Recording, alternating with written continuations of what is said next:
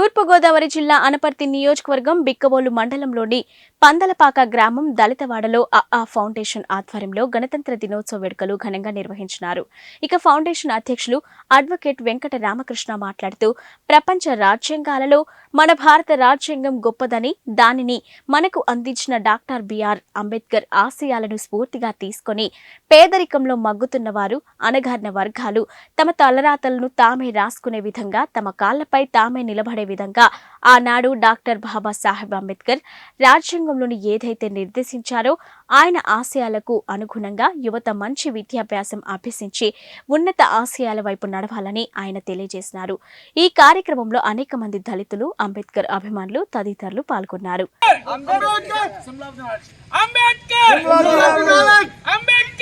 ఈరోజు republic day, భారత రాజ్యాంగం అమల్లోకి వచ్చినటువంటి రోజు జనవరి 26.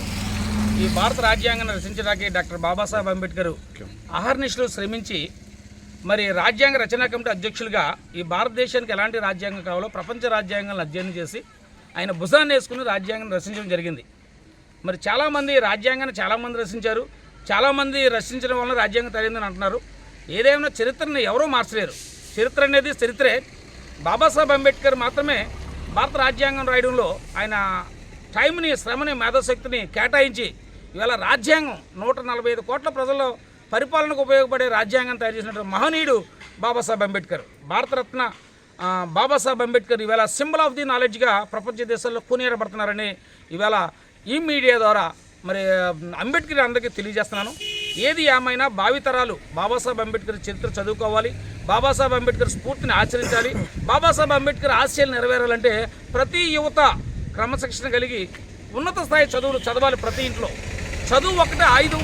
ఈ రోజున షెడ్యూల్ కులాలు, షెడ్యూల్ దగ్గర ప్రజలకి చదువు మాత్రమే ఆయుధం. చదువు ఉంటే మనం ఏదైనా సాధించగలమనేది నా నమ్మకం. కాబట్టి ఈ రోజున పందలపాక గ్రామంలో మరి యూత్ పందలపాకలో సుమారు 600 మంది షెడ్యూల్ కులస్తులు ఉన్నాం. మనమందరం బాబాసాహెబ్ అంబేద్కర్ ఆశయాలను ముందుకు తీసుకెళ్ళగలిగితే భవిష్యత్తులో ఒక ఊరిని బట్టి ఒక ఊరు అందరూ ఈ రోజున ఎస్సీలో ఉన్నటువంటి గ్రూప్ ఈ అధికారులు ఐఏఎస్, ఐపీఎస్, ఐఆర్ఎస్, ఐఎఫ్ఎస్ కానీ, రిటైర్డ్ జడ్జీలు కానీ, న్యాయవాదులు కానీ, డాక్టర్స్ కానీ, అలాగే జర్నలిస్టులు కానీ అన్ని రంగాలలో ఇవాళ ఎస్సీలు ఉన్నారు. అన్ని రంగాల్లో ఎస్సీలు ఉండి షెడ్యూల్ కులాల కోసం జరుగుతున్నటువంటి సమస్యల మీద ఏకం కావాలని సందర్భంగా అంబేద్కర్ స్ఫూర్తితో ఆలోచించాలని సందర్భంగా కోరుతున్నాను. జై భీమ్. నా పేరు పినిపే వెంకట రామకృష్ణ, అడ్వకేట్, అంబేద్కర్ ఆలోచన ఫౌండేషన్ చైర్మన్. Thank you. జై భీమ్.